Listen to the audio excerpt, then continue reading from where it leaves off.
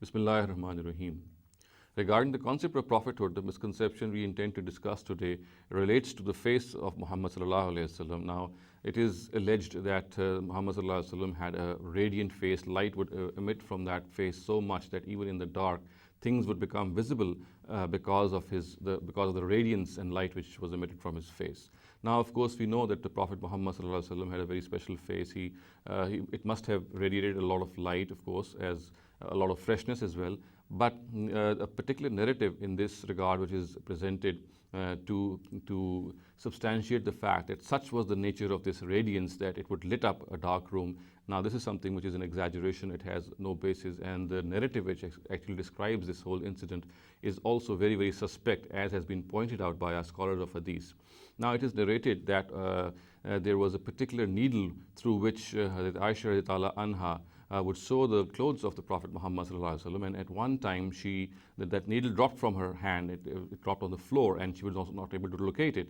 It is said, and now this narrative is mentioned by Ibn Asakir in his Tarikh Madinah Dimashq, and also in some other books of history as well.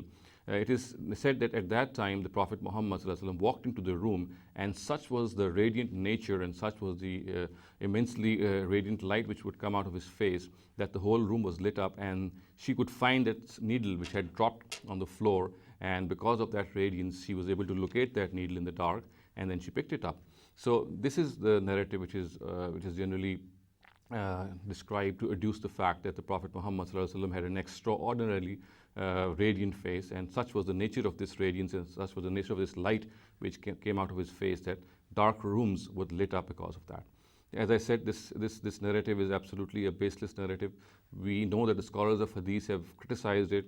There is a narrator by the name of Mus'ab bin Bakr, about whom it is said that he would report false narratives from his teacher, and that is Muhammad ibn Ahmad ibn Abi On.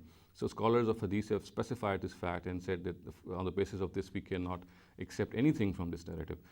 The face of the Prophet Muhammad sallallahu alaihi wasallam indeed would be a radiant face, as one would imagine. It would have been blessed with a freshness, as all people who are pious, they have this semblance of freshness on their face, the semblance of a nur, as we call, on their face. But the fact of the matter is that this exaggeration which is found in this narrative has absolutely no basis, and the fact that such was the nature of his radiant face that it would lit up a dark room, this is something, as I said, which is based on this narrative, is absolutely baseless, and it is a pure exaggeration. And we Muslims must learn that we must present the Prophet Muhammad sallallahu alaihi wasallam as he has been presented by the Quran, and through correct narratives, through sahih narratives, and through sahih reports of history. But narratives which are such false concoctions, and narratives about which our scholars of hadith themselves specify that they are reported by people who are liars, who concoct narratives, they cannot be accepted.